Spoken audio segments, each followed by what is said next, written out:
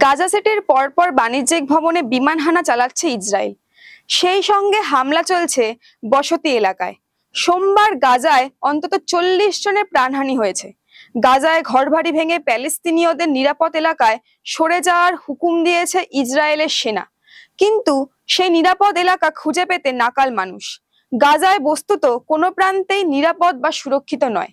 এদিন গাজায় নিহতদের 40 জনের মধ্যে রয়েছেন সাংবাদিক ওসামা বালৌসা।